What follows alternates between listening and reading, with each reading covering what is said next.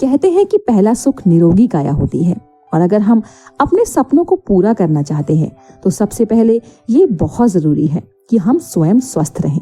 हमारा शरीर दरअसल हमारे विचारों का ही परिणाम है, और आज तो मॉडर्न साइंस भी इस बात को मानता है कि हमारे विचार और हमारी भावनाएं ही हमारे शरीर की स्थिति व क्रियाओं को निर्धारित करती हैं। सच ये है कि हमारे शरीर के कुछ हिस्से हर दिन बदलते हैं, कई हिस्से कुछ महीनों में बदलते हैं और बाकी कुछ सालों में।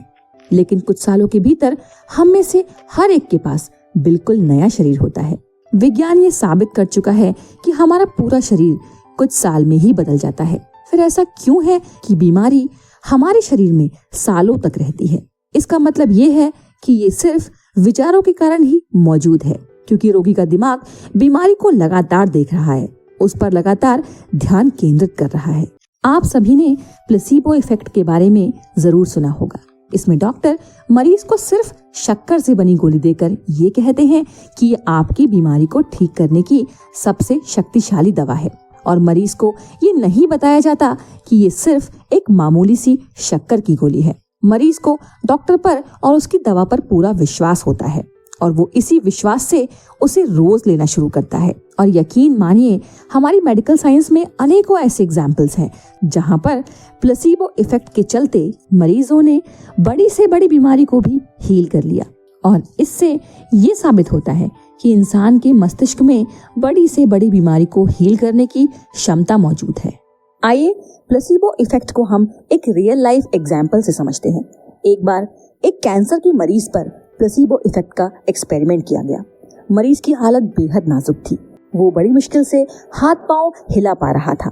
डॉक्टर ने उस मरीज को वह इंजेक्शन लगाया जिस पर कैंसर जैसी बीमारी को ठीक करने का एक्सपेरिमेंट किया जा रहा था। उस मरीज को ये बताया गया था कि इस इंजेक्शन से बड़ा कैंसर भी ठीक हो सकता है, और ये सुनकर वो मरीज बहुत खुश था। ऐसा पहली बार था कि जब डॉक्टर्स आशंकाओं से घिरे थे और मरीज को रत्ती भर भी शक नहीं था।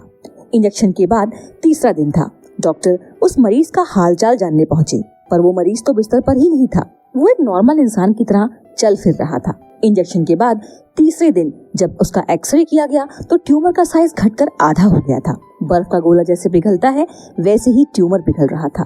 इतनी जल्दी ऐसा परिणाम बात भरोसे के काबिल तो नहीं थी, लेकिन जहाँ चलता फिरता सबूत सामने था उसे कोई कैसे नकार देता।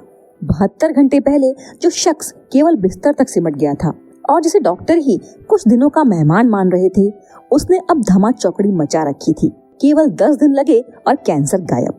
उस मरीज को अस्पताल से छुट्टी मिल गई थी। मरीजों वाले उसके कपड़े उतर चुके थे। दूसरों की तरह पैंट शर्ट पहनकर वो फिर काम पर जाने लगा। बीमारी के दिनों में जो भी कुछ उसने खोया था, अब वो सबकी भरपाई करना चाहता था। उसकी जीवन शैली देखकर कोई भी ये नहीं कह सकता था कि कुछ वक्त पहले वो मौत के कगार पर पहुंच चुका था। उस मरीज का कैंसर ठीक होते देख लोगों को काफी आश्चर्य हुआ। मेडिकल जगत में खलबली मच गई और इस दवा का दोबारा परीक्षण किया गया। लेकिन परीक्षण के बाद जो रिपोर्ट आई थी वो वाकई चौंकाने वाली थी। परीक्षण करने वालों का कहना था कि ये दवा तो बेकार है, किसी काम की नहीं है। और जब ये खबर उस मरीज तक पहुंची तो जो ट्यूमर गायब हो चुका था वह अचानक से फिर निकल आया। उसके कैंसर का ठीक होना जितना अचरज भरा था उतना ही हैरान करने वाला था खबर पढ़ने के कुछ दिनों बाद ही उसका दोबारा उभर आना। और इस तरह वो मरीज जहाँ था दोबारा वहीं पहुंच गया, अस्पताल के बेड पर। एक बार फिर मौत के खौफ में जिस दवा के भरोसे वह जश्न मना रहा था उसे बेकार साबित कर दिया गया। डॉक्टरों ने मरीज को फिर उम्मीद बंधाई और उनसे कहा गया कि आप बीमार इसलिए पड़े क्योंकि आपको इंजेक्शन के ऐसे बेड से खुराक दी गई थी जो सही नहीं था। अस्पताल में जल्द ही एक नई खेप आएगी और इस बार आप बिल्कुल ठीक हो जाएंगे। उस मरीज को फिर उम्मीद जागी और उसको फिर यह भरोसा हुआ कि वो जिंदा रह सकता है। डॉक्टर ने इस बार जानबूझकर इंजेक्शन देने में इंतजार करवाया ताकि लगे कि वाकई दवा की नई खेप आ रही है। लेकिन इस दफा डॉक्टरों ने उसे कोई दवा नहीं दी बल्कि पानी का एक इंजेक्शन चढ़ा दिया। लेकिन वो भी कमाल कर गया, ट्यूमर फिर सिकुड़ते सिकुड़ते गायब हो गया और फिर से वो मरीज अपने पैरों पर चलता हुआ हॉस्पिटल से चला गया। लेकिन इस दवाई के बारे में उसे दोबारा एक नई खबर मिली। कई मरीजों पर तमाम टेस्ट के बाद एसोसिएशन फिर इस नतीजे पर पहुंची कि दवा बेकार है। खबर उस मरीज तक भी पहुंची और वो फिर बीमार हो गया। ट्यूमर फिर से उभर आया तीसरी बार, लेकिन अब उसे उस दवा पर भरोसा नहीं रह गया था। हॉस्पिटल पहुंचने के केवल 2 दिन के भीतर ही उसकी मौत हो गई। मेडिकल हिस्ट्री का ये एक अनोखा उदाहरण था प्लेसिबो इफेक्ट का। मेडिकल हिस्ट्री में प्लेसिबो इफेक्ट का ये अपने आप में एक अनोखा उदाहरण था। सरल भाषा में समझे तो ये एक फेक ट्रीटमेंट था। इसमें कोई दवा नहीं दी गई, बस मरीज को भरोसा दिया गया कि उसे कोई दवा दी गई है और इसका उस पर इस कदर मानसिक असर पड़ा कि उसका कैंसर तक ठीक हो गया। याद रखिए, सभी बीमारियां सिर्फ एक चीज के कारण होती हैं और वो है तनाव। हमारे जीवन का सारा तनाव एक नकारात्मक विचार से शुरू होता है जिस पर शायद हम काबू नहीं कर पाते और इसके बाद वैसे ही दूसरे विचार आ धमकते हैं और अंततः तनाव प्रकट हो जाता है।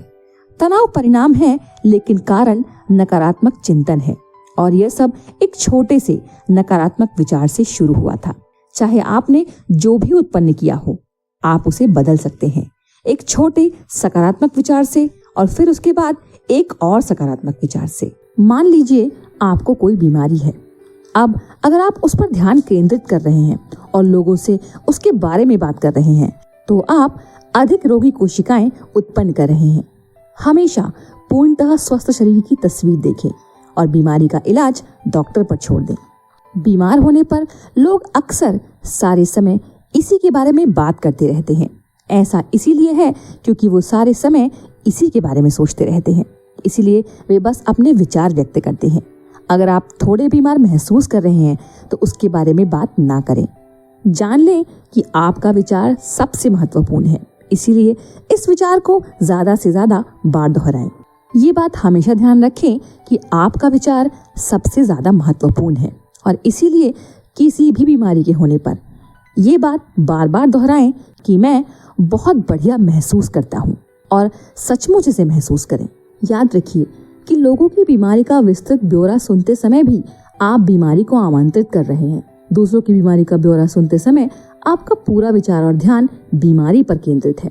जब आप किसी चीज पर पूरा ध्यान केंद्रित करते हैं तो आप उसे ब्रह्मांड से मांग रहे हैं और आप निश्चित रूप से बीमार व्यक्ति की भी मदद नहीं कर रहे हैं, आप उसकी बीमारी में अपनी ऊर्जा भी जोड़ रहे हैं।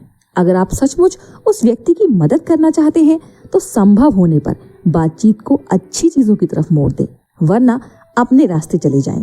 जाते वक्त उस व्यक्ति को स्वस्थ होने की सशक्त विचार और भावनाएं देकर जाएं और बात वहीं खत्म कर दें। आपको यदि स्वयं को स्वस्थ रखना है तो सिर्फ अपने शारीरिक तनाव को हटाना है और इसके बाद शरीर वो करता है जिसके लिए इसे बनाया गया है। यह अपना उपचार खुद ही करता है। बीमारी से छुटकारा पाने के लिए आपको जूझने की जरूरत नहीं होती है, बस नकारात्मक विचारों को बाहर निकालने की आसान प्रक्रिया का पालन करें। इससे आपके भीतर सेहत की प्राकृतिक अवस्था उत्पन्न हो जाएगी और शरीर अपना उपचार खुद कर लेगा। प्लेसिबो इफेक्ट आकर्षण के नियम की सक्रियता का उदाहरण है। जब कोई रोगी सचमुच यकीन करता है कि शक्कर की गोली असली दवा है तो उसे वही मिलता है जिस पर वो यकीन करता है और उसका इलाज हो जाता है। संपूर्ण स्वास्थ्य पर ध्यान केंद्रित करना एक ऐसी चीज है जो हम सभी अपने भीतर कर सकते हैं, चाहे बाहर कुछ भी हो रहा हो। हंसी खुशी को आकर्षित करती है, नकारात्मकता को नष्ट करती है और चमत्कारिक इलाज की ओर ले जाती है। डॉक्टर बेन जॉनसन ने कहा था कि हम अब ऊर्जा चिकित्सा के युग में कदम रख रहे हैं। ब्रह्मांड की हर चीज की एक फ्रीक्वेंसी है और आपको बस फ्रीक्वेंसी बदलना है या अवसर की फ्रीक्वेंसी उत्पन्न करना है।